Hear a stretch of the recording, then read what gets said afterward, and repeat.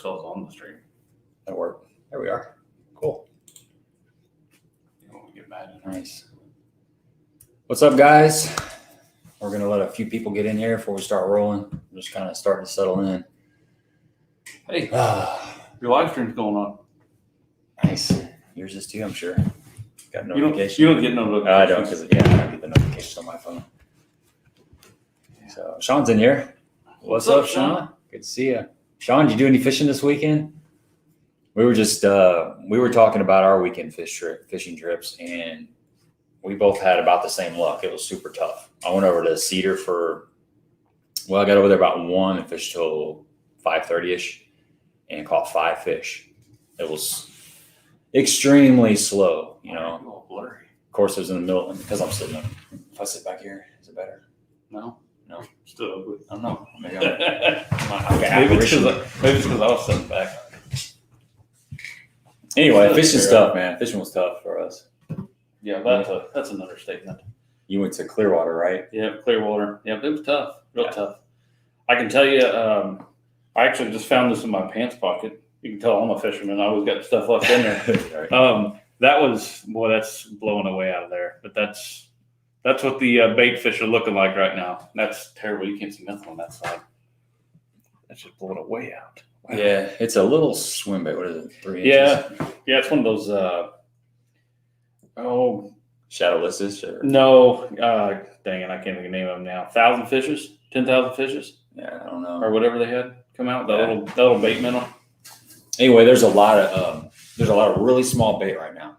You're seeing a ton of these little balls of 1 to 1.5 inch shad out there. The lake's covered. They're starting to move back a little bit in the mouths of the pockets and some of the creeks and stuff, like the main creek there on Cedar. I started seeing them kind of working their way back. Yeah, they're definitely coming up. That's for sure. They're in big. I wouldn't say they're in big schools yet, because there are a lot of scattered ones yet.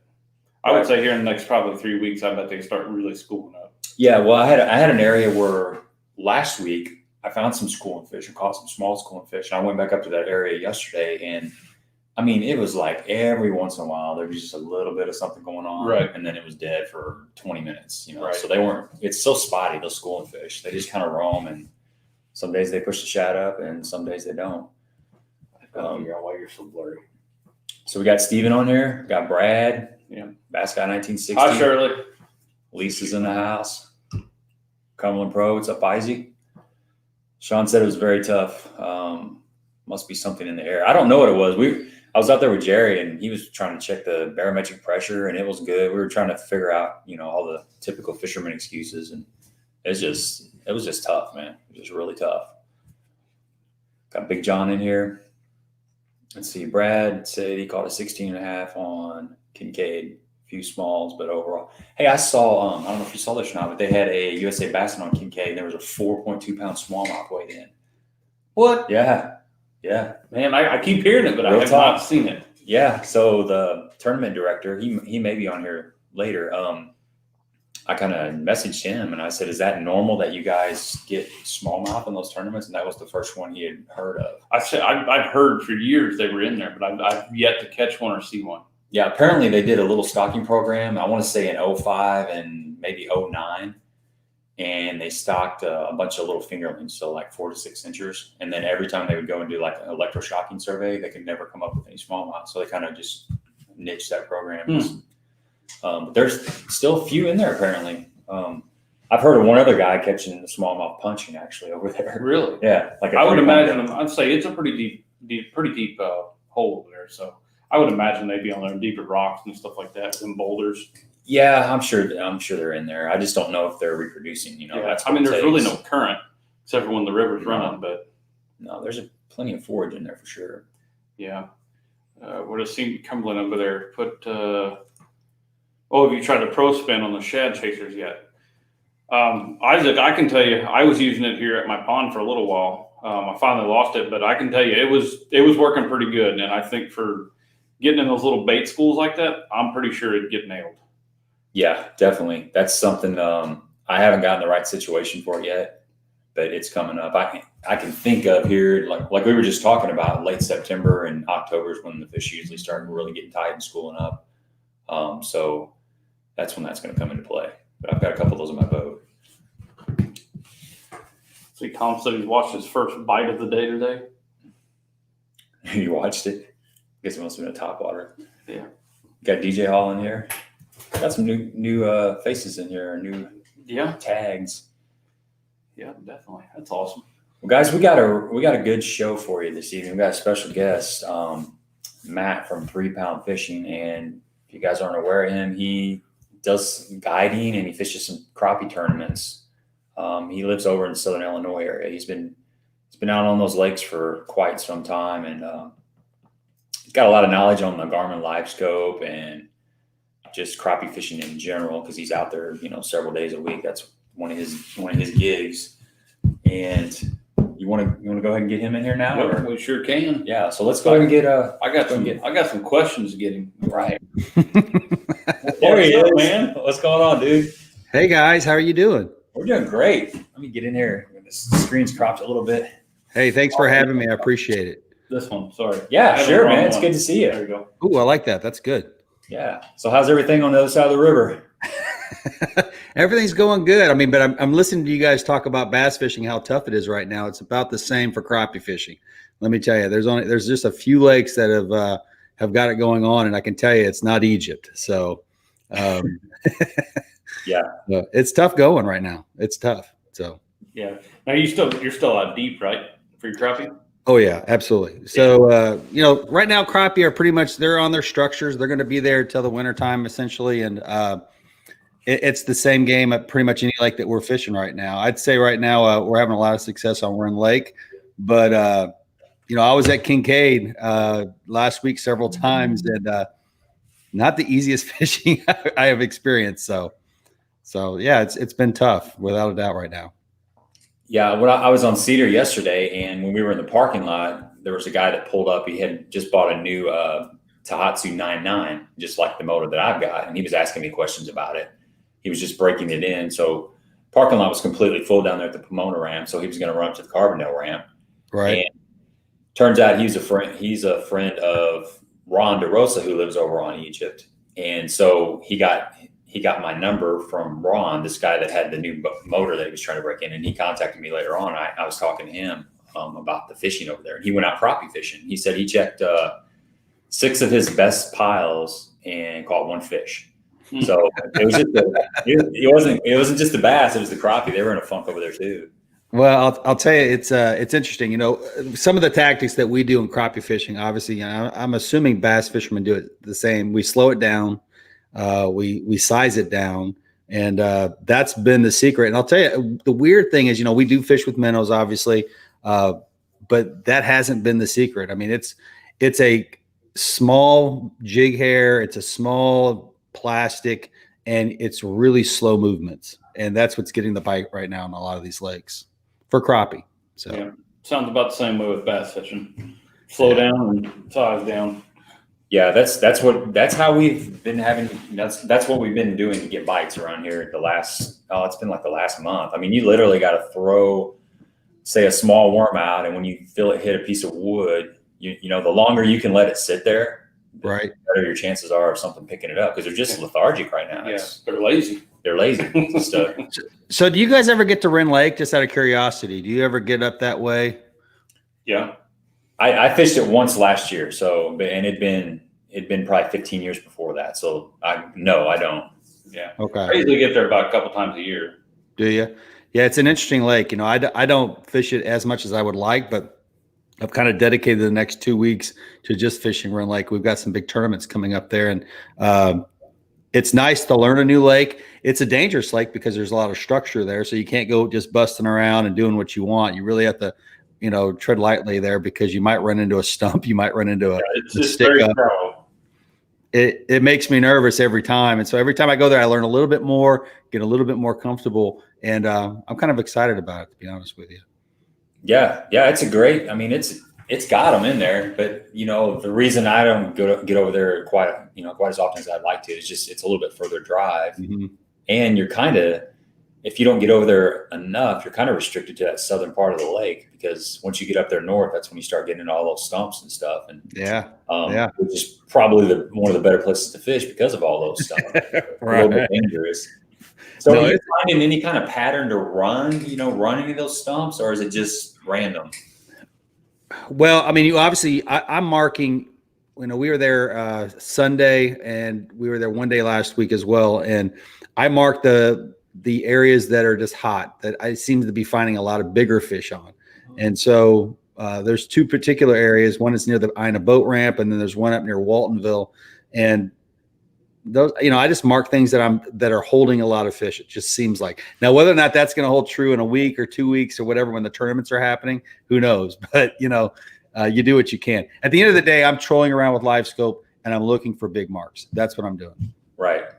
So let's talk a little bit more about those tournaments, because it's kind of somewhat of a new thing for me personally. I'm very familiar with the bass fishing tournaments, but the crappie fishing tournaments, how are those?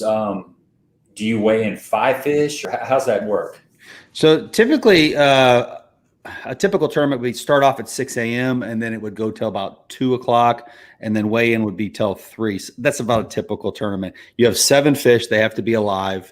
And somebody verifies that in the line before you weigh them. So if you're in line, they get weighed and they die after that, or something happens to them, you're okay as long as they've gotten verified that they're alive when they arrived. So, so we had a tournament last week and I was not in it. I know that the winning total was around 6 to 7 pounds. That's during a summer, weight. Crappie are going to weigh very little in the summertime. So it's about a pound of fish right now. That's kind of where it's at least locally. So, okay, that's how the tournaments are ran. So, and live bait or artificial, doesn't matter. You can catch them however. Typically, you can do whatever it takes to catch the fish. So live bait. Now there are tournaments out there that specify just plastic. So, for example, we got invited to the Crappie Expo that's at Branson. It's going to be at Table Rock Lake. That's going to be in October. That is a plastics only tournament. So definitely unique, but we don't see too many of those right now. But that's a major event for crappie anglers once a year. Last year it started. This is the second year. So, well, congratulations, man. That's awesome. Yeah, we're excited about it. So what percentage do you think actually use live bait over the plastics? Okay, so we won both events on the Egypt this year, and we did not catch a fish on a minnow. We literally just got, and that was only based off of the time spent on the water. We realized that the minnows weren't adding anything other than wasted time trying to hook them up, and you would lose a minnow and then you'd have to rehook up. So it just seems like right now, at least on my home lake, that the plastics were working a lot better. So the first year ever, no minnows whatsoever. We used plastics 100% of the time, which is interesting because that's not happened before. Did you see this here? Yeah, I know that there's been talk about it. I wish they would, man, because I'm telling you, last year or 2 years ago, me and my partner were going down the middle of a creek channel, and this is supposed to be the safe area. And I'm telling you, we hit so many stumps, and it was extremely scary just getting through the lake. And we were supposed to be in the safe, the safe area. Were you up towards the north end? Totally north end, yes. Yeah, that's a bad deal up there. Yeah, I'm going there tomorrow, actually. So yeah, I'm gonna. It is. It's like you just gotta go really slow, and I'm gonna mark definitely a path tomorrow to make sure I feel comfortable during tournaments. And those tournaments are in about 2 weeks. So, gotcha. Yeah, that's a rough go around up there. Like I said, I've almost thrown my boat thrown myself out of the many times up there just with the trolling motor. The other interesting thing about Wren Lake is there seems to be so many boat ramps, and boat ramps that aren't even you wouldn't know that they existed unless you fish that lake so much. I'm always amazed by a new boat ramp that I hear about or find out about. So, yeah, and I would say probably 90% of them are all state owned too. Yes. Yeah. During the COVID situation where they shut down the state lakes, everybody was under the impression that all the lakes were shut down except for Egypt. So if you went on Egypt, you it didn't matter what day of the week was. It felt like a Saturday during the whole COVID crisis in March and April. It was crazy, right? But actually, Wren Lake was open. Kincaid was open. The Corps of Engineer ramps were open. So you could get on Kincaid on the Ava boat ramp. And then at Wren Lake, there was I think there was 2 ramps that were open, something of that nature. So, but nobody really knew that. So everybody was coming to Egypt, and it was crazy. Every day it was like a Saturday. Yeah. Ron put in there, it's a whole lot easier when the trees were standing. Yeah. Well, we're fortunate right now too, from the standpoint is we have more water in the lakes than we ever have had in the past. I mean, this was the rainiest summer that I can remember, and so at least we're only about a foot below pool, as far as I know. And so, it's funny you say that. We were actually talking about this last week too, and me and one of the guys I work with, he lives about 3 miles from me. We've been getting rain just to our south and just to our north. My pond is probably about almost 3.5 foot low right now. Really? The pond is the exact same way. But we talked to everybody else, and they're all like, "Yeah, ours is overflowing." I'm like, "Man, it must be nice." We're just right here. It's been the rainiest season. I can't remember a rainier season ever. Yeah. Same here. I've mentioned that to my wife several times. It's just unbelievable how much rain. Usually, you can go 2 weeks without mowing the yard this time of year, and it's still been like every 3 or 4 days. It's finally starting to slow down a little bit, but it was pretty hot and heavy there for a while. We're about 2 weeks out right now. Yeah. I'm telling you, it's dry right here. we got cracks going down the backyard to the pond. That's how dry the ground is. We got Brad said he's going to come out there and chase you around if you're okay with that. He's pretty. I'm done with this wrapped boat. This boat right here is going to get changed. Right? Smart guy. Either that or have 2 boats. But the guide trips have been going great. I mean, we're still catching a lot of fish. I've noticed in the last couple of weeks the size of the fish has probably gone down, but the quantity is still there, which is nice.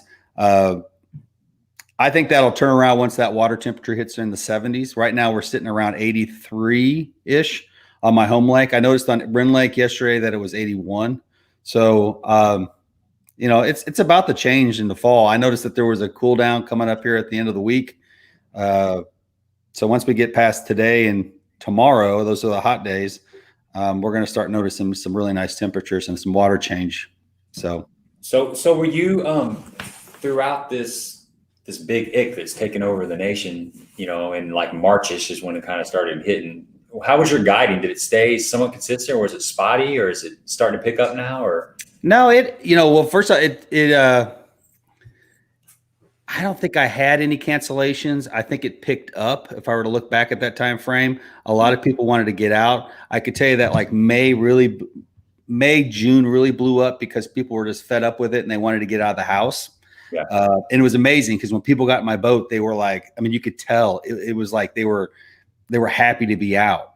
And so, of course, that was most of the conversation was about COVID. And but the guide service has blown up. It's amazing in the heat of the summer even. But we're booked all the way out. We're in the middle of October right now for the most part. And it's a great experience. I can't begin to tell you how many great people I meet. The stories I have and the people you meet is fantastic. That amazes me. So, yeah, I can only imagine because, often the place we want to move to is the place we go on vacation.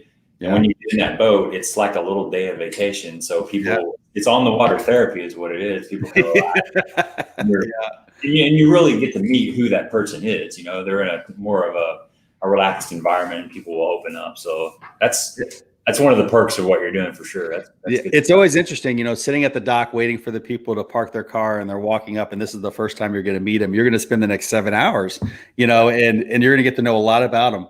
And it's interesting. It's very interesting. And I haven't had a bad experience yet. So 2 young guys from Atlanta came 2 days ago. I think it was Saturday or Sunday, one of the two, but great guys, never had been crappie fishing before. One of the guys named Vincent had just been watching a lot of YouTube videos and saw me on YouTube, and he wanted to experience crappie fishing. So that was really cool to have 2 guys, no experience whatsoever in crappie fishing, to get in the boat, and that was truly exciting to see. And Vincent landed a 13.5. The other guy landed, I think it was a 12.5. So they caught great fish and had a great time. And hopefully they get, I was telling them about 3-pound fishing rods. I was telling them about everything. And I think they left excited about crappie fishing. So that was cool. That's good stuff, man. Yeah. So what's the furthest away that somebody has came to do a guide trip that you're aware of?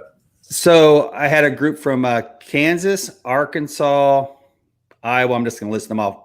Alabama. I've got a group coming this Sunday. They're coming from Wisconsin. They stay a night.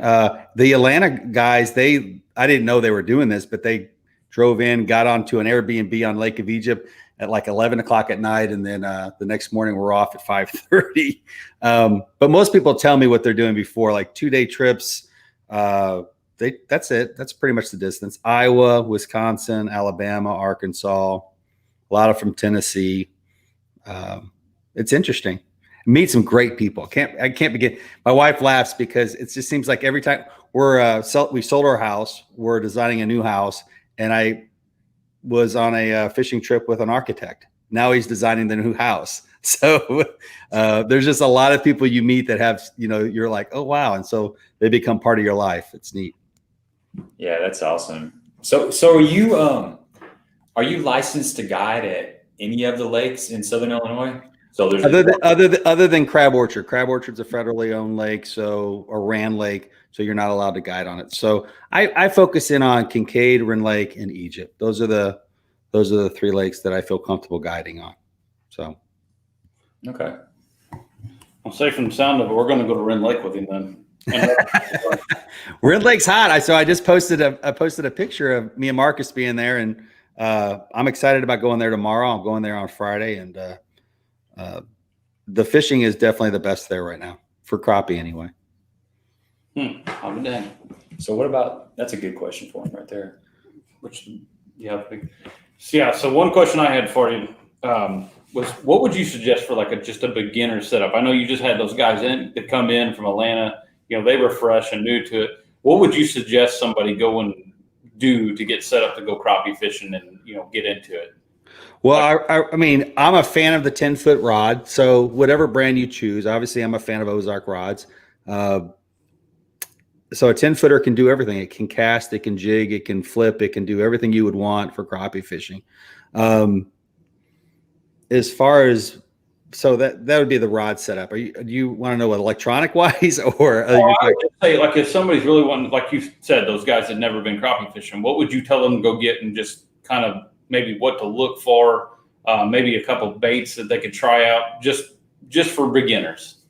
All right. Well, if it was this time of year, let's just say fall. I think a 10-foot rod can do everything that you would need. You could actually go get a couple floats. You could flip 4 foot down right on the weed edge, especially in the fall time. That would be good. If they didn't have a boat, that's probably what I would do. I'd be throwing a float, or I would be casting a jig in the shallow back of coves. Once the water temperature hits around 75. Right now, it's kind of tough. I mean, those fish are going to be a little deeper. They're not going to be close enough to the shoreline. That might not be so much the case at Rend Lake. Rend Lake is definitely, you can catch them shallow there just because it's a dirtier water. But yeah, I would say a float, minnow, float, and a jig would be good. So you actually, with that 10-foot rod, are you actually comfortable with casting a small jig and retrieving? Oh, absolutely. Really? Because I've always done that with like 6-foot pose, Gabe, you haven't been watching my videos. The Marcus. So I stole Marcus from the Bass family. Marcus was 100% bass fisherman, and he went crappie fishing with me, and he got turned on to crappie fishing. And you should hear him cast a 10-footer. It's amazing. It's like anybody else casting a 7-footer. I mean, that guy can flat out whip it. And we do everything with a 10-footer. It doesn't matter. I mean, and everybody on my guide trip, I mean, typically I always have a 9-footer. I always have an 8-footer available. It's in my rod locker. But most 95% of people take the 10-footer, and all of a sudden they feel very comfortable with it. So absolutely. Well, here's another question real quick. Maybe something for that beginner deal too. So I did an episode just about maybe a week, 2 weeks ago about the difference between braid, fluoro, and mono lines. The difference between them are cost. Mono is less expensive. It has more stretch. Fluoro is going to have a little bit more bite, but it's stronger and it costs more money. Braid, my issue is with braid is that it tangles up against the tip of the rod a lot. And I spend more time untangling it. I know that a lot of people like, in terms of crappie fishing, they like power crappie fishing. And so they feel like the braid can bring that crappie in there. So I'm a fan of fluorocarbon right now. I also like mono. I don't fish with braid. So. Gotcha. Well, here's another good question for you here on your rods there. So Ozark Rods is located in Carterville has the Crappie Pro Shop, and then you have Lake Zone over at Wren Lake, and Angie and Blake are awesome. So they're the owners of Ozark Rods. Blake is actually, and you can get any of those rods at either one of those locations. Price points are roughly around $70. That's the cost. So you can get the 3-pound fishing. I'll just shamefully bring up the 3-pound fishing rod right here. So we are proud to get that made up for this year. That's right. And it's a beautiful rod. When the sun hits it, it just absolutely pops. But it's offered in the 10, 11, 12, and 13 footers. And 13 footer, yeah. Oh man, they're fishing with 60 footers. Wow. I had to break this one down just so I could get it in the room.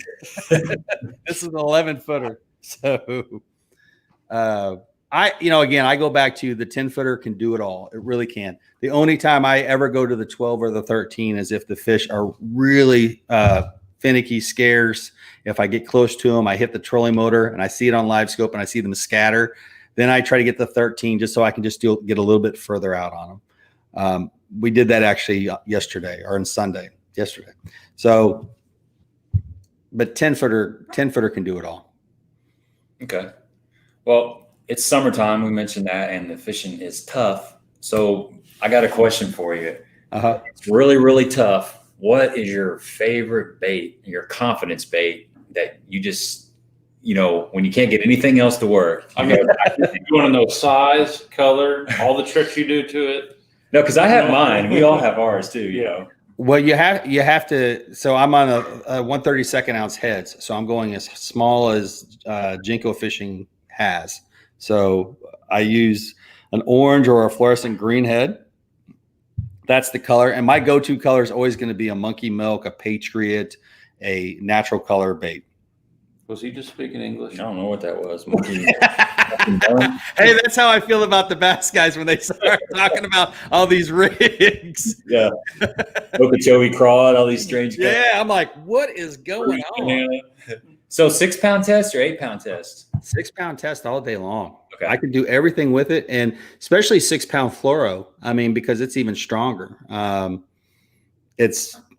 So without a doubt, I don't mess with anything other than 6-pound. You know how you get used to something, and that's what I use. Always have. So, but always high vis, because we use live scope. And if I have somebody in my boat, I have to know where their line is. So I'm trying to find baits. I'm trying to find fish, finding structure. I need to know where their line is at. So Wade, my partner, he's probably watching, who knows, but he came into my boat with clear line, and some people believe just in clear line. I said, dude, you can't have clear line because I can't see it. So I can't see it outside the water. I need to know where your line's at related to mine. So high vis, without a doubt, is big time. And no, I don't think it affects the bite. I really don't. So. Yeah, that was my next question. Say Bass Guy's got a question on there for you. So I have this smaller Fluger Presidente. I don't know if it's what the smaller one, the number, it's like 20 or 25, whatever the small. There's two versions of it, and I've got the smaller of the two, and I honestly don't know the number of it. Yeah, there's an excellent question. I think there's a lot of people on here really wanting to ask, and being you're a native there. Yeah, so it's reality. It's closing.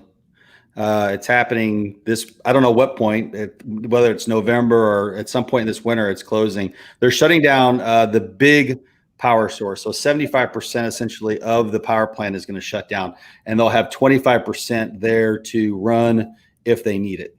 So it'll occasionally, the smaller stack will turn on, and that'll be the extent of it.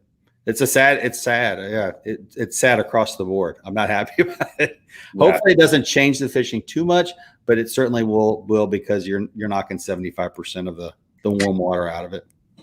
So we've talked about that in the last couple of weeks, and some people had mentioned that there was possibility that they would go over to natural gas, and that there would still be a little bit of a hot water discharge. Have you heard anything about that? Well, I know that there's still going to be a hot water discharge, but my understanding is it's only at 25% of what it's been doing. Yeah. So it's going to be they're going to be able to discharge power to other places. Apparently that's going to be their new role.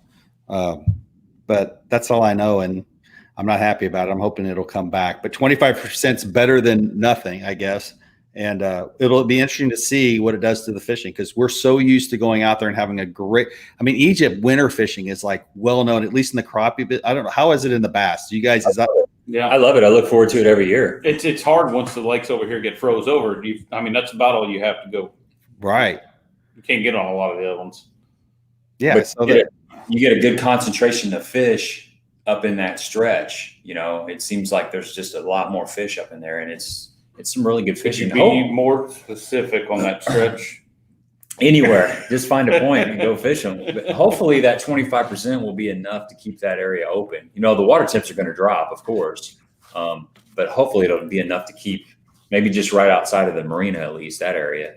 Yeah. So I had some people that had fished Caffeine, and I guess they closed their power plant. Correct. Yeah, this guy right here was just talking about it. Yep. And it was, yeah. See, I'm just reading that. Yeah, that's excellent. I heard the same thing. It killed it, and so that bothers me when I hear that. Yeah, Ron had a pretty good question on here. I was going to ask that earlier about which knot you use. So I've done several videos on the loop knot. In fact, the video we did on Sunday showed the difference between Marcus, his loop knot version, and my loop knot version. But there's several different versions of it, and absolutely. So I don't ever tie a jig on without it being a loop knot. Okay. I could do a loop knot demonstration for you if you'd like, but it might be a little hard to see, but you can hold it up there.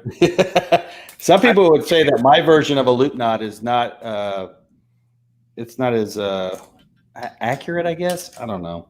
But I don't know if I'm going to be able to manage this. But don't wrap yourself up, man. You might have to call your wife to undo you. We will not laugh at you. Don't worry. There was somebody else had a question there I wanted to answer. Let me see if I can pull him up a little bit. Somebody brought up a question. I thought that was I wanted to.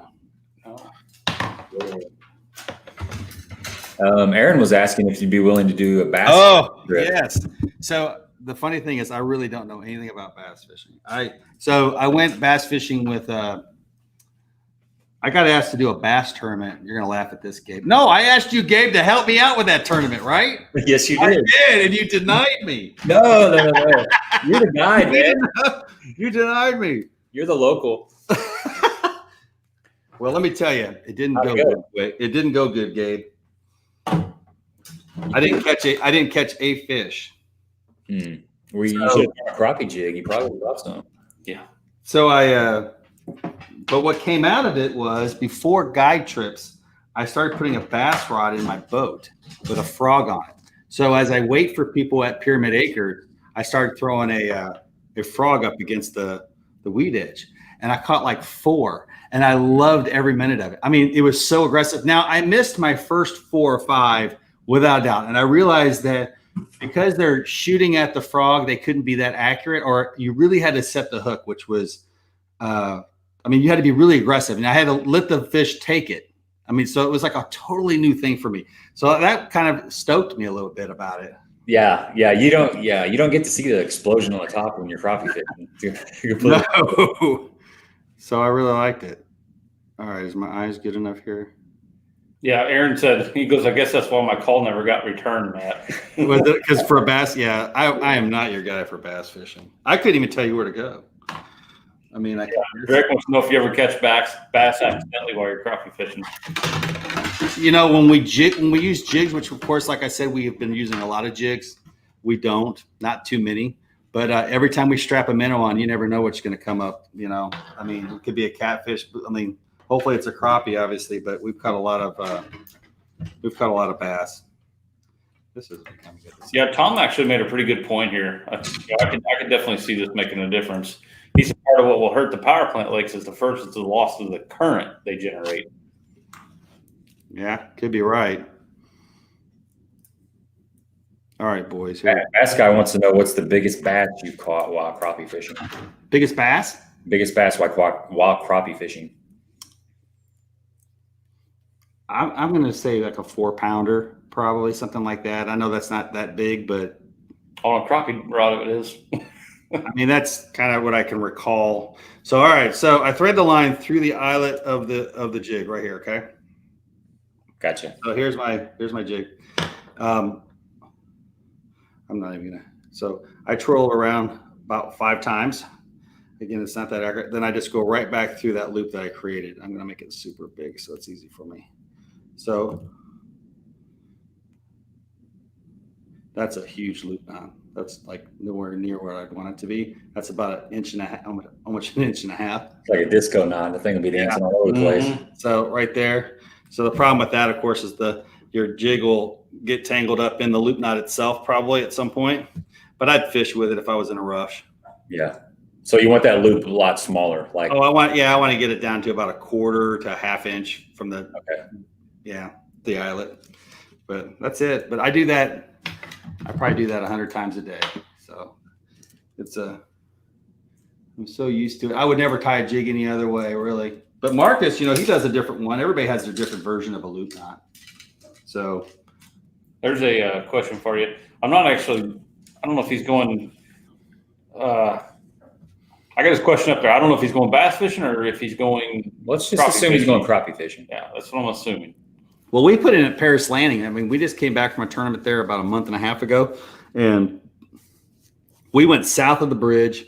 We went to the first cove on the left, which was a big cove. They had a lot of structure. So whoever sells stake bed materials in Kentucky Lake, they're booming because so many stake beds in Kentucky Lake. It blew my mind. Yeah.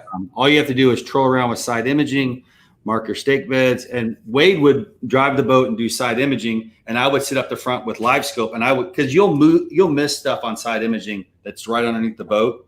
So I'm going with my livescope like this, and he's scanning out to the side, and we're marking, and I'm marking with livescope, and then we went back and we would fish it. It was pretty efficient to get it done, and so we marked that whole cove. We stayed in that cove for 2 days straight. And we were in 16th place the first day. This is a lake we've never been on. But the second day, we couldn't get the same quality fish. So that's a big lake. That's a really big lake. Yeah. Now, I didn't do that.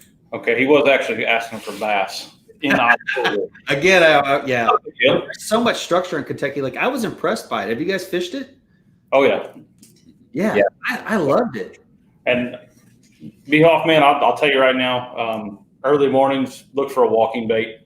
Walking bait on at that time of year, you're going to be more of your winter drawdown. So you want to really be careful on where you go down there because you're going to have really shallow spots that look like it's wide open in the middle of the lake and it's only going to be a couple inches deep. But I usually look for shelves like that out there in the middle of the lake or even going into coves and stuff like that. Topwater walking bait's really good out there. You can still get away with a lot of any kind of worms, plastic worms, stuff like that, dragging across the rocks and stuff like that. You're going to have a lot of bait fish out there. So definitely a spinner bait is one of my biggest choices out there for in October. A square bill, probably. Square bill, good thing to have, definitely. Yeah. Anything that's going to mimic bait fish is really going to be your go-to deal. But like I said, as far as topwater goes, early in the morning out there in October, it's really hard to beat like a sexy dog or spook, something like that. Yeah, Matt, back to Kentucky Lake. It's been kind of on a downward spiral the last 3 years, really, since the Asian carp got in there. Mm-hmm. It's too bad that you weren't able to experience it probably 5 years ago and prior. The fishing was just phenomenal. But the good thing is there's been a lot of bait fish the last couple of years. There's been a decent shad spawn. There's a lot of other various types of minnows that they've been seeing in the lake. And so the fish are starting to come back slowly. They've been doing the commercial fishermen have been netting those Asian carp out of there pretty heavy. They got a little bit of a market for it. So they're starting to reduce the numbers of that, that invasive species, which is allowing for a little more, the shad to come up, because they're filter feeders and they're sucking up all that plankton that shad feed on. So the shad population's been down. As they get rid of the big fish that are sucking up all that stuff, shad are taking off, and then the little fish are starting to grow. They've had a couple successful spawns, and I would imagine the same thing's happening with the crappie. So hopefully, fingers crossed, in a couple years, it'll be a pretty decent lake again. I don't know if it'll ever be what it was, but it'll be a lot better than what it is, and that's positive. So hopefully you get to experience a little bit better fishing down there. I wish I would have. I had heard so many bad stories about Kentucky Lake on some of the guide trips that when we went down there, my expectations were so low. So, I mean, I was pleasantly surprised. We never saw an Asian carp jump. They said they were closer to the dam, I guess, is kind of the explanation I got. But they also said that they had done some really good stuff there in terms of helping minimize them. We did all our fishing south of the bridge. Do you guys typically put in at the Paris Landing? No, I fished down there quite a bit. Usually I'm up at Moore's or up at the dam, so all the way up on the north end. But I fished a lot of the BFL tournaments out of there on Kentucky Lake, and it's nothing for somebody to run, 60, 70 miles from the dam down below Paris at Johnson. Johnson City, or I can't even think what that is. Anyways, south, quite a bit south of Paris, but yeah, that's a beautiful area down there. We were blown away. We heard the same thing. Guys were taking 30-mile runs from Paris Landing south, and I was like, unbelievable. I mean, so we just didn't feel that comfortable being on there for the first time. We were there a full week, and we felt comfortable with what we were doing. So we had a spot 5 miles down. We couldn't keep the fish alive. The water, we were catching them at 20 foot deep, so they were pretty deep fish, and other people were having similar problems. So if we were to take a 5 mile trip down, and at the time I'll just say that we didn't want to risk it. So we did what we had to do, but next time we'll come prepared. We have a cooler now with oxygen, the whole 9 yards. I saw that video. I saw that. That's really cool, man. I like that. They all have them, and we now have one, so it'll last forever. It doesn't go anywhere. So yeah, I know for like bass, bass tournament stuff like that, and we've had different conversations here and there. But typically in the middle of the summer, in the real hot heat, August, stuff like that, I always throw a bag of ice in my live wells right off the bat in the morning. I'll fill it about halfway full, let that settle in there. Yeah. Then when I get to where I'm fishing, I'll get my first fish. I'll fill the live well the rest of the way up with G juice in there. Yeah, it's been about the best way I've ever had to deal with that, but it stays pretty cool that way. We do the same thing. We do the exact same thing. And that's worked out really well. And that's what we did at Kentucky, but we still lost a fish each day in Kentucky. Wow. Kentucky was interesting. It's the first time I've ever ran into that problem. Very fragile fish. People said that's been the experience they've had with crappie every year in the summer there. So that was our first time we had fished it, and that, we didn't know that whole vibe, what was going on there, but we learned. So yeah, those rivers, when they're not pulling a lot of current, the oxygen content really drops. And that'll happen in those Tennessee River impoundments. Yeah. If you had low, current flow, if they weren't generating a lot of water or current, there's a possibility that the oxygen content was slow. So you stress that fish out, and then you put them in your live well, and they just don't survive. It's kind of like catching bass post pond. Yeah, you deal with the same thing.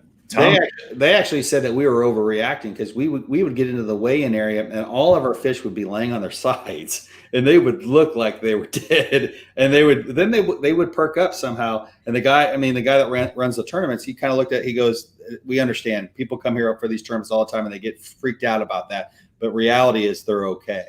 And I was like, man, I've never seen. I mean, when you see your 7 fish you're supposed to weigh in, and they're all on their sides, you're just like, oh, I can't believe this just happened.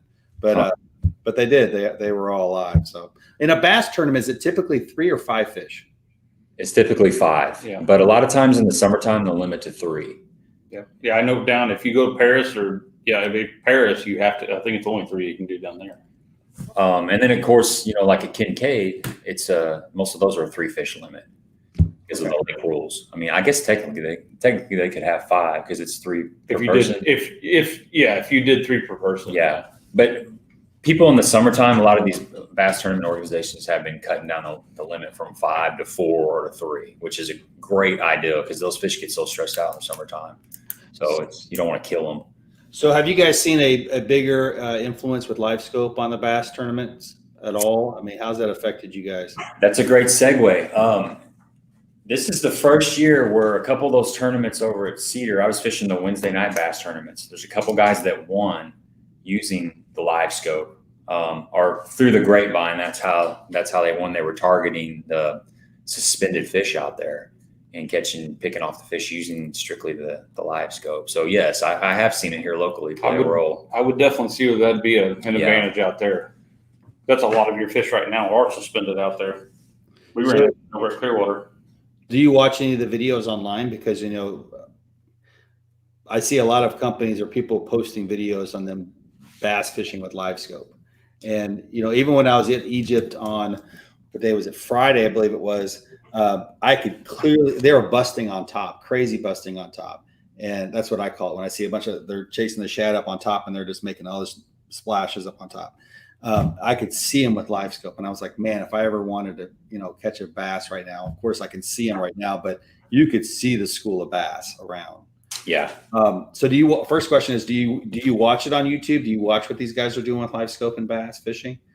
I've watched a lot of the live tournament footage where they're, lately they've been doing a lot of smallmouth fishing up north, and that live scope is crucial. They're actually fishing for individual fish with a drop shot.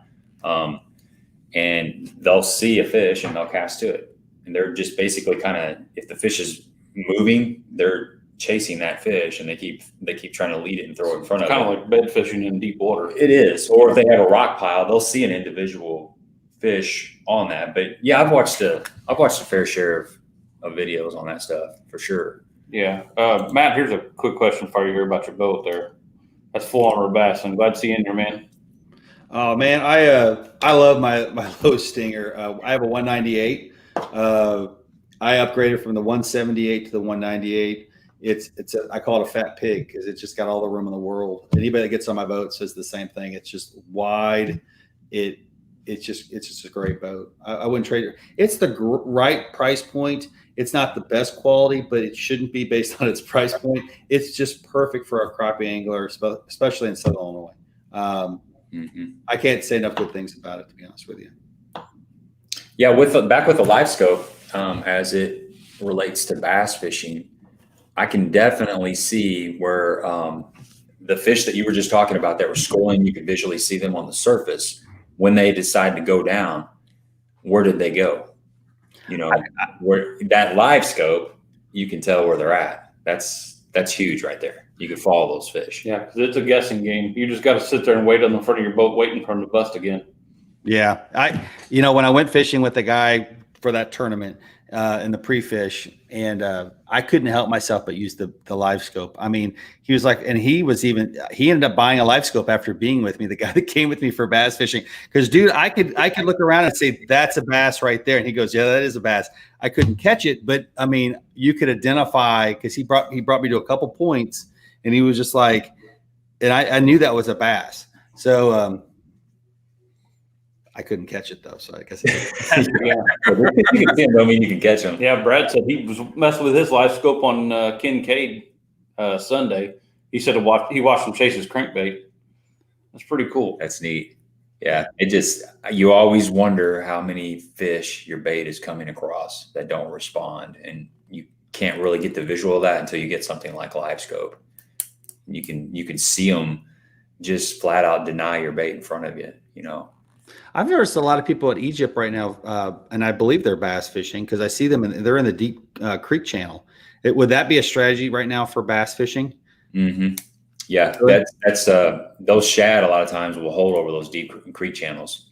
So they're either going to be on the drop. A creek channel will kind of roll off. Right. Those bass will sit off of that drop, and when they get ready to feed, they'll slide up there in a little bit shallower water, or they'll sit on that drop, and when a school of shad comes over, that's when they'll come up and bust them. So you got a couple things going on right there. That's just an ambush point. Okay. Well, I've noticed quite a few people in the center of Egypt's wreck area, and I know they're on the creek channel. So I was like, interesting. And I figured they weren't crappie fishing. So anyway, yeah, 30 foot deep, 30 foot of water. So let's ask him a couple more questions. We'll let him go. And he's been on here for a while. I really appreciate the time. Kind of went over the jigs and everything else. And so one other thing I was going to ask you about. So I'm assuming crappie are kind of like bass as far as moving, shallow to deep. In the summer they're going deeper water. We're getting ready to go into fall. So what's a good time to start watching for those crappie to start coming back up shallower? I always look for 70 degrees. Anything in 70-degree water temperature is kind of like the key. Livescope tells us a lot anyway. I mean, on Egypt, they stay on structure till the water temperature is probably almost in the 60s. But anywhere else, I'd start fishing shallow once the water temperature hits 70s. I'd start playing around with it. I'd start throwing a plastic. It's difficult to do what I do with a float because you can't watch a float and live scope at the same time. So I'm way more apt to throw a jig and reel it back opposed to throwing a float. But it's funny with live scope, dude, because I'll get on piles, and when they're off the piles, I now know that they've moved out and they're in schools and they're now shallow. It tells me right away. There's a point at least on Egypt, my home lake, that you will not find them on piles anymore. You will not see them suspended. You will not see them on top of them. They'll be gone. They'll either be inside the piles or they'll be just completely gone. And usually that's when I say, oh, they're in the schools. And I start going out there and I start looking for them. Or they're shallow. So yeah. And not answer your question 100%, but it's a feel thing too. I mean, it's just like bass fishing. I'm sure you guys do the same thing. We start off in one direction. At the end of the day, you might have ended up somewhere else doing something completely different. You never know. It's amazing. I'll have like 3 or 4 guide trips that'll be like completely awesome, like just crushing it. And I'm like, and the 5th guy comes in and I'm like, dude, we are going to crush it today. And all of a sudden it just totally something happens. And I'm like, nothing's changed. The weather hasn't changed. Nothing's happened, but it is like something's changed. And I'm like, it's tournament day for us. Yeah. That's tournament day. Yeah. It's the death, man. I know with making videos, you can relate to this. A lot of times I'll go to the lake and I'll have a certain pattern in mind, a certain way that I'm wanting to showcase and do a video of. I've got my rods and I got my bait all set up for it. And you get to the lake and you do it for an hour and it's just not going to happen. So you have to pivot. You got to scramble and try to make something happen. It's the fish are fish, man. They do whatever they're going to do. And, they'll make you look dumb if you don't adapt. You got to fish the moment as best as possible, or you're going to get skunked. Yeah, a lot of times I'll go to the lake with a story in mind or what I want to cover. But when I don't, I love the days where I just go out there and I fish, and then something starts to happen, and that turns into the video. And so I tell the story about why I'm starting to do one thing versus the other, or how this day led into that. It's interesting. So we're blessed that we have all these great lakes. That's all I can tell you. I have not got on Cedar this year. That really disappoints me. My buddy just got a 9.9 boat, so I'm hoping that's going to change it. And he's got live scope on it, so I'm excited. So that's going to be my ticket to Cedar this fall. So yeah, well, after your tournaments kind of settle down, you can get out there and do a little more fun fishing. Probably, I know when I'm fishing certain lakes in tournaments, I try to spend as much time on those lakes as I can. Right. And some of my other lakes kind of go to the wayside, but after that all clears up, then you can just start fishing wherever you want, not have to worry about all that stuff. Yeah. So, well, Matt, we'll let you go, bud. It was good to see you on here. Appreciate you sharing some time. And if you guys haven't went and checked out 3 Pound Fishing on YouTube, go check it out. Go check out the Ozark rods. Really good quality crappie rods, and good luck in all your tournaments, man. Call me if anybody's interested in guide trips for crappie on any of the local lakes. I'm here for you. So it's been great. It's been a great experience. The guide. Gabe and I need to come over and just plan a day. Oh yeah, absolutely. Come on. Yeah. I want to Cedar. No, we go in your boat. We go to Cedar. Let's do it. We'll stay in touch, Matt. We'll stay in touch, brother. See you guys. Okay. Thanks, Matt. See ya. That was cool. That guy's got a lot of knowledge. We just barely skimmed the surface of it. It's hard to call or cover, I guess, something we're not that familiar with. With bass fishing, we kind of know what questions to ask and this and that. And with crappie fishing, you just don't realize how different it is until you get a guy like Matt talking about it and telling you all these different things. But that's a lot to go over. Yeah, and he's real knowledgeable about the Garmin stuff, and we kind of touched on that a little bit, and maybe we'll have him back on sometime down the road and just maybe strictly talk about that because he's been using that setup for quite a while. Yeah. And Bob, I wanted to say a special hi to you because I wasn't ignoring you last live stream. That was when we had Mike on, and Mike is very energetic. Energetic, yes. And yes. He demands a lot of attention. I could not get a word in edgewise. So. Yeah. What's up, Bob? Though I haven't seen him in a while, man. It's good to see you on. I yelled at him yesterday when he was driving by on the street, and he just kind of looked around. He didn't have a clue where it came from. Ron says, by the way, there's a lot of people that sit out, do some front porch lounging here on your little strip. Oh yeah. There's probably like 7 or 8 families that are just chilling on the front porch. Yeah. People walking, and it's cool, man. It's like a little community, kind of old school. Yeah. Oh, Gary, I want to know if we use livescope, and neither one of us have that. I don't have livescope. I've been in the boat. I actually fished with Matt. It's been about a year ago. I went over. He invited me over, and it was amazing. It was. Now, is it something you're going to be interested in getting, or is it just? If I had the money, dude, I would definitely buy it. I can see where it would come into play. That or 360. This right now, this time of year, I mean, it's going to benefit you. Yeah, it's for those suspended fish. Right. Does Ron have livescope? He does not have livescope. No, I think he runs a Lowrance Live unit, so he has the capability of getting the Lowrance Live stuff. Right. But I don't think it's kind of like the older livescope. You know, the picture that you see from what I've seen. I haven't did a whole lot of research where, you know, the newer livescope is completely different than the Lowrance. Like the Garmin livescope is completely different than the Lowrance. Hi, Dennis. And Ron says that electronics are definitely key for winter bass fishing on Egypt. That's super, super true. Yeah. Do you see this one right here? Sound and video really improved. Right. Good deal. Good deal. Awesome. Yeah. We've worked through some kinks on here. Yeah, I think, you know, the problem that we had was not having the guest have earbuds in or earphone. That was that loop that we were getting there for a while. And we knew that, and we just had to experience it like 7 times before we decided to do anything about it. We've tested a lot of stuff, lighting, cameras. I mean, we went through the ringer on testing stuff, internet, all kinds of stuff. David, your comment brings up a topic that I was wanting to touch on just for a second. He says the bass elites were all raging about the livescope this past weekend on St. Clair. Somebody brought up that Randy Blockett post last week, and I don't know if you had a chance to. That was the one we were talking about with Mike, right? Yeah, we touched on that just slightly. Well, he released a video just talking about how electronics have affected the tournament game or our fishing in general. You know, I actually watched. He has a part 2 that I watched today too, as well. So what you guys out there in YouTube land, what's your opinion of all that? Do you think it creates an unfair advantage for people that cannot afford those? That's kind of his point. He was saying that electronics have gotten so expensive that the average Joe can't afford to keep up with the Joneses, so to speak, and get the latest and greatest electronics. So when he goes out on the lake fishing in a tournament situation, he's at a disadvantage. So if somebody's able to, you know, they've got live scope and you can't afford the live scope, you're at a disadvantage. So he was kind of talking about that along with, I can see the price of boats. I could see that point. I mean, that's no different. I kind of look at it this way. I agree with it at some point, but it's also no different than, like, let's just use my club tournament for example. We have guys in there that have Ranger boats. We have Triton boats, whatever. I got a Champion, whatever. But there's also a couple guys in there that have Little John boats with a 9.9 on them that will come through and just clean your wheelhouse in that Little John boat. They don't have to run across the lake. You know, I still believe a lot of it has to do with the actual fishermen. I mean, they still have to know how to catch fish and what they're looking for, what they're chasing. You know, I think there's a lot more to it than that. Does it give them a little bit of an advantage? I think so, but.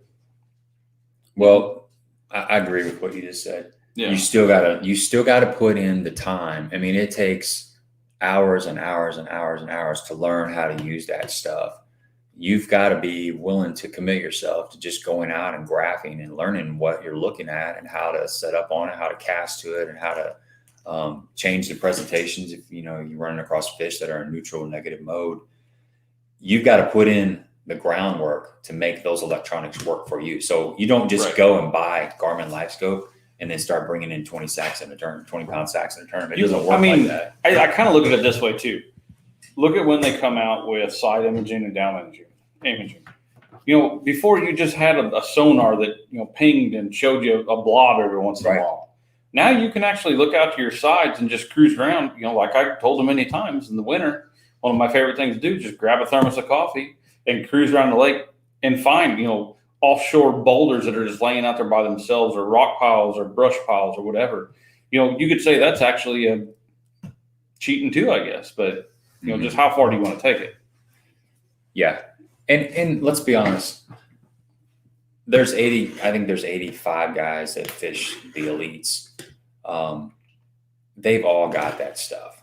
So if you're at that level, you've put yourself in a financial position to get that stuff, because you have to have it. I see, David's comment down there. You do have to have that to compete. That's just that's the times that we live in.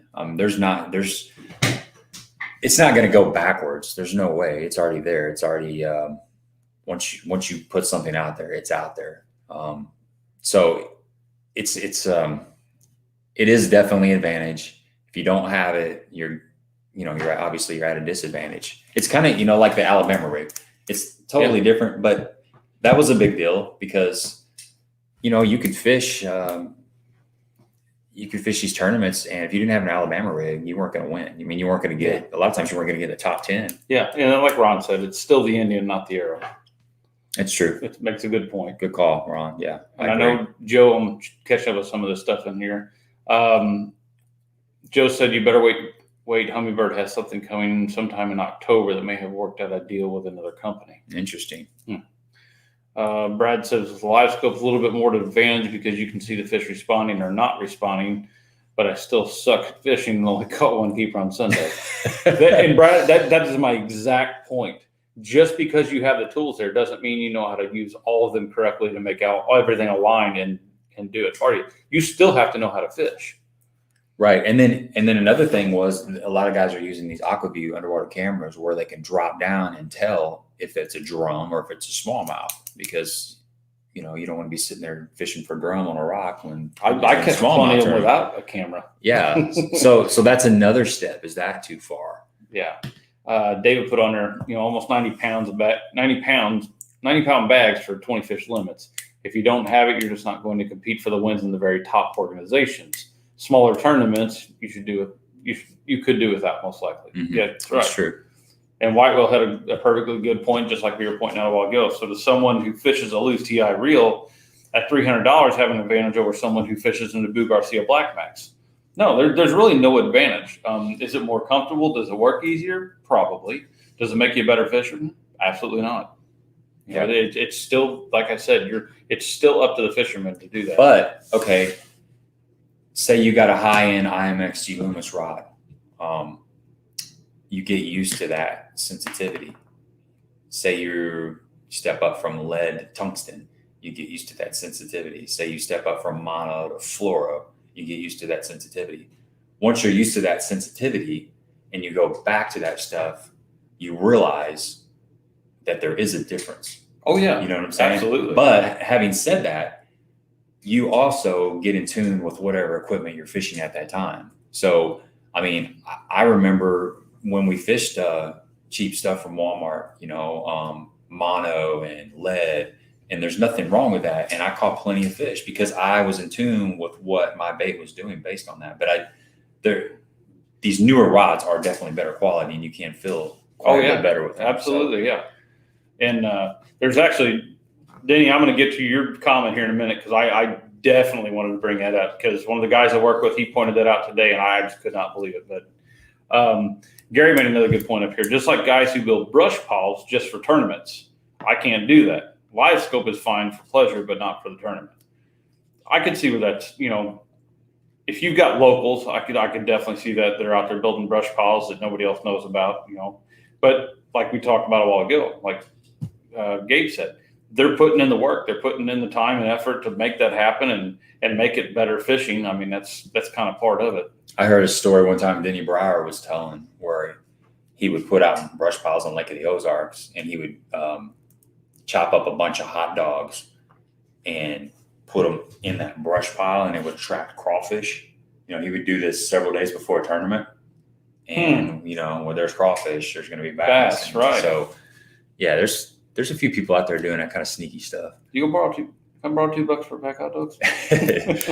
The grease, the cheaper the better, man. I found that with catfishing, the cheaper the hot dogs, the better. I The need more fat to in them. try that in my pond because I can't get my catfish to bite for nothing. That's one of the best things you can fish for catfish is old greasy Um, hot dogs. DJ, right before we get into yours, I want to read this other comment real quick. Richard down here put, I am a crappie fisherman. I've fished Matt many of times. We both use live scopes. I can see fish on brush piles, but you cannot make them bite. That is a very solid point right there. And that's what we were trying to get across. It doesn't matter what you have. If you don't know what you're doing or know how to catch fish, it's not going to matter. Well, Richard, I went out with Matt last year and we were experiencing that same stuff. You would see the fish. You drop your minnow. You got a split shot rig and you got your minnow. So you got two little returns right there. And you could see those crappie come up to that minnow and just go back down. It's a live minnow. I mean, it doesn't get any realer than that. It's got the scent. It's doing all the stuff it's supposed to be doing. They would still come up and nose it and swim back down. So you're exactly right. It doesn't mean that you can catch those fish just because you can see them. I mean, even with live or side scan, you can scan, you can see those fish. And I know, you know, say you're scanning over 30 foot of water and you find a ball of shad and you see like 10 bass falling and they're 15 foot down. Okay. You make that cast, count it down. You make that cast, count it down a little bit more. You got a big swim bait. You know, you're coming through those fish. There's no doubt about it. I mean, you've been out there doing this long enough that you know, and they just won't hit it. So that's just the way fish are. Yep. So I wanted to get into, like I said, DJ's comment up here. We were talking about that at work today, and I can't believe they did it. So the big big bass bash going on at like the Ozarks in October, they have now thrown out there that they're going to have boat races. Holy crap. Those big, huge cigar boats. I mean, they're going to do boat races from what Denny's saying, it's the 3 mile marker all the way down to Lahana. So what do those guys do that are used to fishing up in that area? Or not to mention all those boats coming and going, and you got bass boats out there.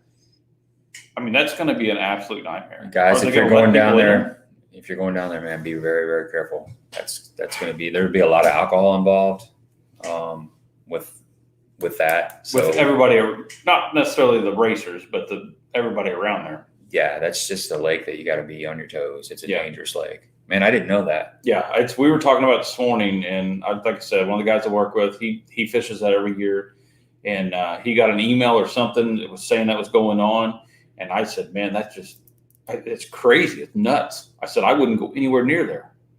I mean, that's just asking for it, in my opinion. But there's Tom nailed it right there. Whitewall Fishing said Tom nailed it, and he did. He said electronics help to shorten the learning curve. The deeper your pockets, the shorter the curve. And time on the water too, to learn those electronics. Yep, definitely. So, yeah, I don't know. I guess you could argue both ways. I mean, I see it both ways. You know, I don't own anything like that. I own the side imaging, which I know somebody said on here a while ago. I forgot. I think it was Brad. Said it was a big game changer, but I do believe that. You know, I have side imaging. It did change the game. Will I get live scope? Probably not, because of, like Gabe said, it's so expensive. I'm not going to spend that kind of money on it, but yeah, well, you got to have side scan. I mean, you don't have to have it, but it's like what I just talked about. It depends on if you're a bank fisherman. That's going to be the line right there. Is, you know, we've talked many times on here about getting out of your comfort zone and leaving that bank. I'm going to say probably 75% of people don't. They will not leave that bank. They're scared to go out there in deeper water. They're scared to look for stuff. But like Gabe said, if you don't have, you know, you have to have that side imaging or that down imaging for doing a lot of that stuff.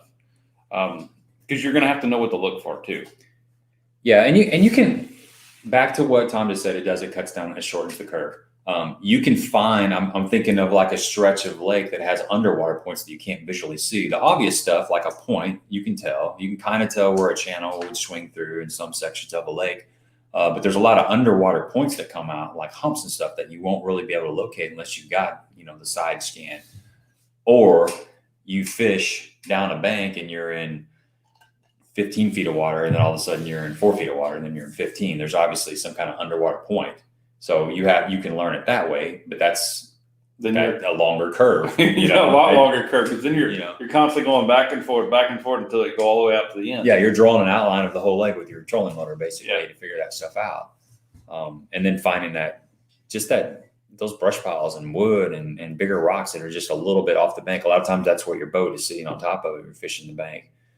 I love fishing the bank. I mean, if I could fish the bank, I'd do it all the time. Yeah, I do too. It's just in the summer you get to those points, like you said, you get those bass that just go out deep, and that's where they're at. And I think once people start to learn that and start learning that there's not just usually one fish there wandering around. It's usually a couple of them, with decent quality most of the time. Well, I'm ready for this change. I'm ready for it to get back. All these fish to come up shallow. Oh, don't get me wrong. Aggressive, man. I'm ready to go back to the grass and just not have to worry about it. Dragging stuff super slow. It's driving me crazy. So. Got John in here. What's up, John? Good to see you, man. Let's see. Be like targeting engine restrictions out of NASCAR. Money wins. That's another thing that Randy said about having everybody at an even playing field. So the same motor, maybe not the same boat. I guess if you were to restrict electronics on a boat, some guys have like 4 or 5 different graphs from all 3 companies, major companies. What would be a good number of graphs, a reasonable number of graphs for somebody to have on their boat? Would it just be one at the console and one at the front, or 2 and 1? I mean, it's you start chopping things away, you start taking things away, and it's that's one of those things too. A lot of guys are going to argue, well, I need one for where I'm driving at. You're going to have navigation. Yep. But yet they want their imaging over here. So there's 2 right there. Mm-hmm. And then you're going to have one up front so they can see everything up there. I can see 3. I mean, 2's fine. That's what I've got on my boats. I've got 2, and it seems to work out just fine. Especially if you got a 12, you can split that screen and you can get a chart, and then you can get a side scan, or you can do 3 panels. You can get a down or 2D and then a side scan and then a chart. That works just fine. But you start getting livescope involved. So you got one screen just for your livescope, and then you got one for mapping split with down scan on the front, and then the same thing on the back.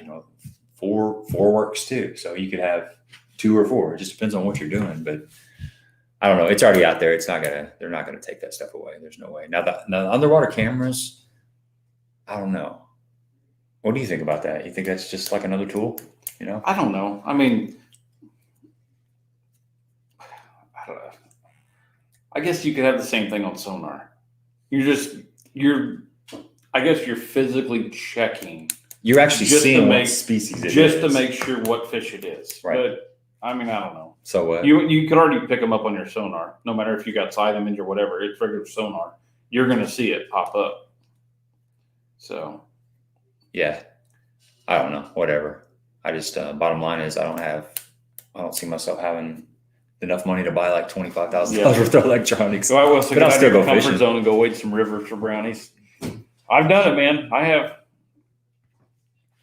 Stephanie's got a question or a comment here. Off the subject, saw you and Jerry on the lake yesterday. Oh, nobody cared about that. It was good to see you on the lake. Both of you from the end. We were in a white low bass boat. Okay. She's been after it. She's starting to figure some stuff out. Yeah. Now Stephanie was the one that her and her boyfriend fished on. That's right. Yeah. Okay. That's right. I wish I would have talked. I wish I'd have known that was you and talked to you a little bit more. Yeah. Brad said Montauk. I used to do Montauk a bunch. We used to go every year for opening weekend. Good night, Sean. Sean's out. Thanks for stopping by. See you, Sean. There was another question. Ron's got one up there. Something. Yeah. Some of the pros were talking about fishing shallow again because of electronic putting more pressure on the offshore stuff. Yeah, I've heard that too. John Cox doesn't have any problem fishing the shallow stuff. He's been killing it. Because he's been a stud for years. Yeah, he's He's a special. You know, You get him his old Cox juice, and he's ready to go. he's mastered the art of shallow water fishing, and it just shows you that there are fish up there in most places. You just gotta know how to pick those suckers You know, it's apart. like Brian Thrift always said. He goes, "I can always go catch one of them dumb fish on the bank," but I mean, not that any of us are Brian Thrift worthy, but You know, the problem is if you had, there's not as many fish up shallow as there are deep in the summertime. The majority in most lakes, I mean, you know, that's lake dependent, but in most lakes, a lot of the fish are out deep. They may only be, 10 or 12 feet deep, but they're not going to be right up on the bank. So there's not enough fish to go around. If you got just a couple anglers that know how to find those, John Cox will run like 30 miles up a little creek where it's just, the width of his boat and find some fish up there. Most people aren't going to do that. He's just got that stuff dialed in. That's why he's so successful doing that. yeah. Gary he'd actually messaged me earlier about asking this question. They were talking about what's happened to the fish in the last several years because, he was talking 10 or 15 years ago, it was nothing to see a 7 or 8 pound bass. And now it's like it's hard to see even a 5 pound bass caught in some of these lakes. You just wonder if it's the pressure on the lakes or what it is. I'm gonna have to say it's all about the pressure on the lakes. I think your fish are still there. I've heard I can use this lake in particular for instance. There's a local lake here that I fish. It's a very small lake. I'm gonna guess it's probably, I don't know. What do you think Legion is? 10 acres? Yeah. Probably 10 or 12 acres, something like that. Everybody I talked to, like, oh, there ain't fishing there. I have pulled, I don't know how many 5s out of there, 4s out of there. I pulled 6 and 6.5s out of there. Bob on here, he pulled almost a 5 pounder out of this year. I pulled one over 7 out of there this year. I think the fish are there. It's just they're getting so used to where everybody's fishing and what they're throwing. They just watch that stuff go by anymore. They don't even bother them. So I don't think it's a matter of the fish aren't there. It's a matter of they're just getting used to and comfortable with what's going on. Yeah, I think a lot of these bigger fish, they have small feeding windows. If you're going to catch your best chance, obviously, to catch a fish is early spring, like a bigger fish is early spring. And then sometimes in the fall, you'll catch them. That's when they come up to spawn. So your bigger fish are going to be out of that deeper water sanctuary and they're going to be more vulnerable. And more people start coming out as the weather starts getting nicer. So those fish are seeing more lures and they're kind of dumb because they haven't had a lot of pressure through the winter. Starting about November, hunting season kicks in. Most people are fair water fishermen. They're not out there on the water. So there's 4 or 5 months or 3 or 4 months where the fish aren't seeing lures, even if they are up shallow, they're still not seeing them. Yeah. So all of a sudden weather starts getting nice. They're forced by nature to be up shallow to procreate, reproduce or whatever. And, a lot of those fish get caught. So that's when you're going to see your bigger fish, and they're fatter too. They're full of eggs. So that's when the fish are going to be the biggest. And then I think those fish suspend out. In the lakes that I fish, I see a lot of bigger fish out suspending, and they're almost impossible to catch. There'll be a little short feeding periods where they'll slide up. A lot of times that's low light conditions, low light periods, first thing in the morning and in the evening.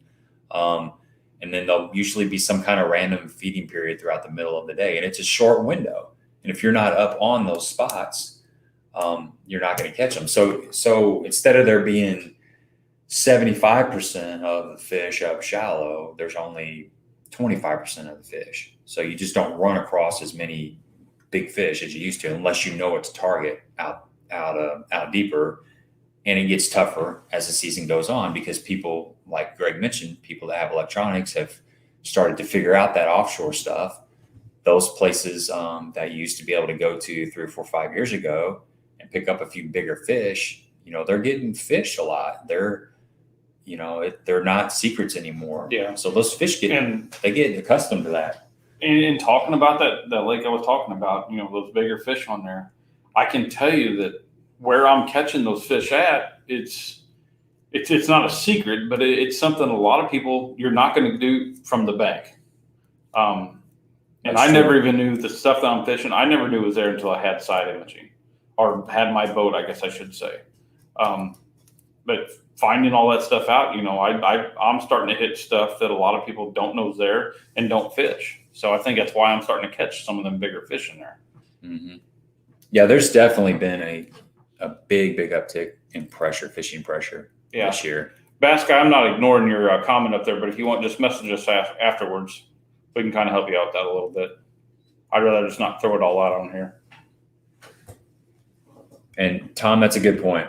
He says he agrees with Greg to a point, but how much of it is becoming comfortable with how we like catching them? You know, sometimes you do just want to go out and throw whatever bait it is, and I'll do that too. You know, I've been trying. Like yesterday, I spent about an hour punching. I just wanted to go punching. You know, I knew the odds of catching a fish probably weren't that good. I caught one about 3 pounds. That was the only one I caught. I just felt like then, you know, going punching, and I knew that the fish were out deeper, but I didn't feel like throwing a worm and dragging it really super slow. You just get burnt out. Sometimes you just want to go throw a spinnerbait or throw a frog. Just watch a frog pop across the water.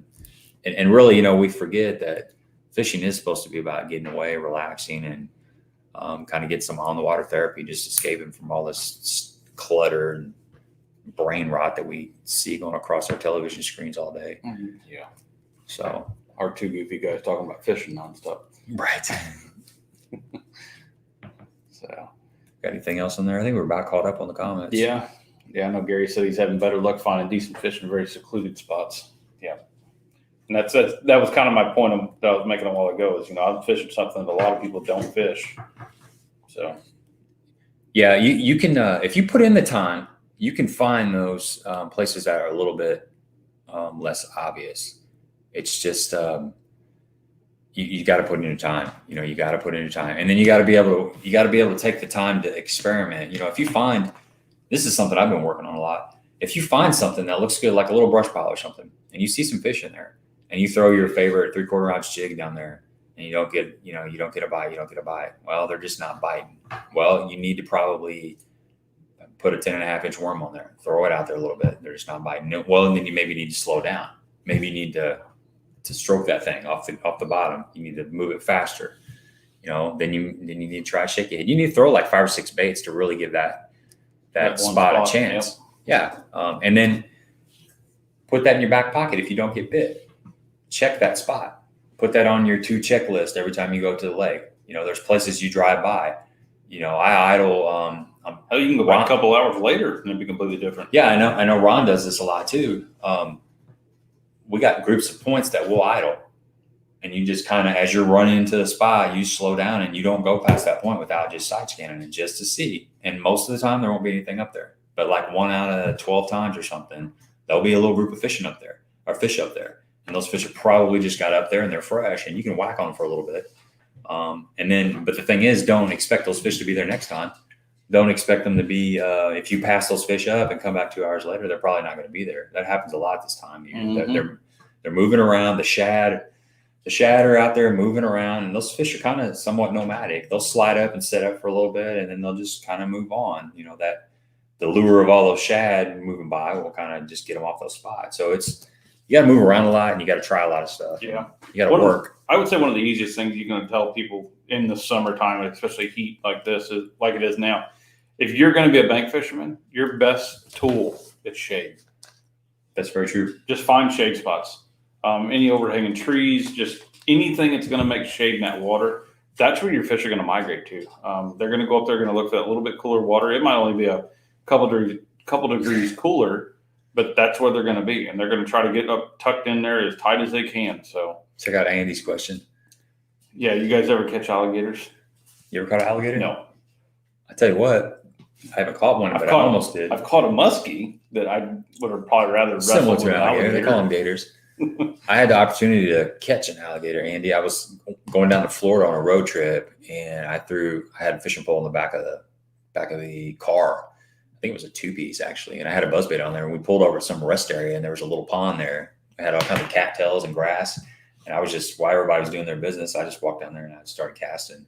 And I had an alligator, probably 3-footer, baby alligator, just follow that buzzbait.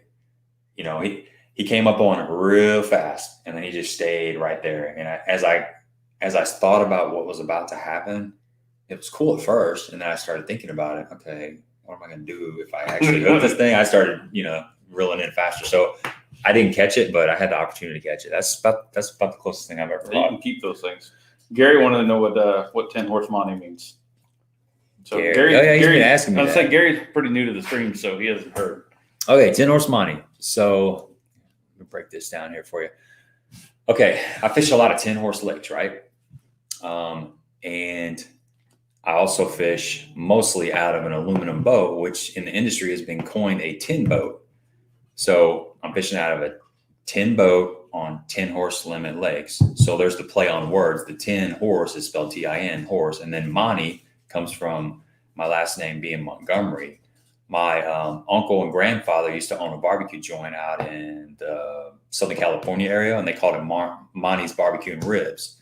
My uncle always got called Monty in school, so I kind of took that from him, and so that's the 10 horse Monty in a nutshell. That's kind of how I came up with it. So I got to read Tom's. He goes, I'm always looking for shade because that's where I'll be standing. Good vibes. Man, no kidding. We were looking for shade yesterday. You get out there. It was hot. Yeah. Or not yesterday, Saturday I was. It was hot both days. Yeah. Patrick Farmer, he said, do either of you fished rivers during the summer? I fished Rayburn, but was thinking about trying to Allegheny River. Any thoughts?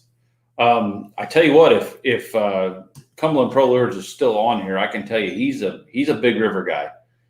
Fishes a lot of river systems down south. He's down in the Georgia area, so he's got a lot of experience with that. Yeah. I know he fishes a lot of like real shallow stuff. But I mean, as far as a river system or river goes, we don't fish a whole lot of river except for probably the Ohio River.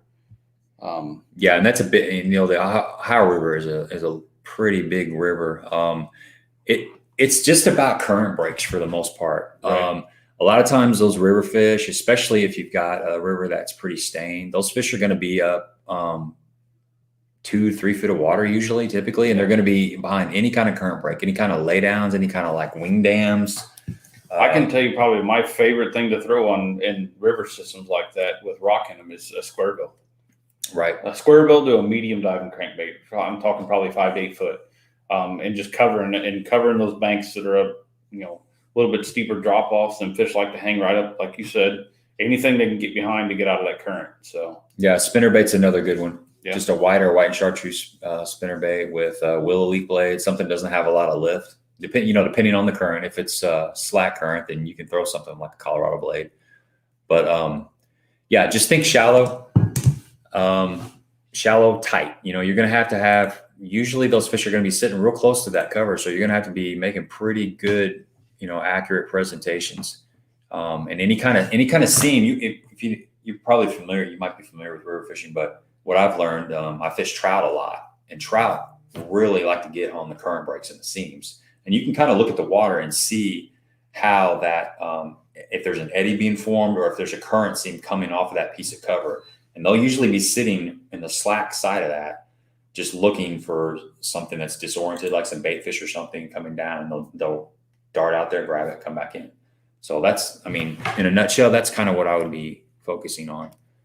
Yeah. I think there's big alligator gar too in that. Yeah, you can keep them. I'd like to catch one of those. Those things get like 200 pounds. Yeah, they fish with a whole chicken, man. You ever seen those guys? They're strong as hell too. You can catch one of them 2-footers in there, but yeah, they're nasty. So we got any more in here? Is that it? Yeah, that's about it. So all right, guys. I guess we will see you next Monday. Next Monday we got Trey, right? Yeah, we got Trey Harple on here next Monday from TH Customs. It's going to be a good stream, guys. Make sure you come check it out. He paints some really killer baits. He does a lot of reel repair. He's like the go-to guy. Bring the real questions on. Yeah, you've got anything about bearings, spool adjustments, anything reel related, anything custom bait related. Trey is going to be your guy. He's very knowledgeable. He's been doing it for quite some time, and he knows his stuff. So hope you guys will come back next week and join us again. So, all right. We'll see you guys next Monday. All right. Peace.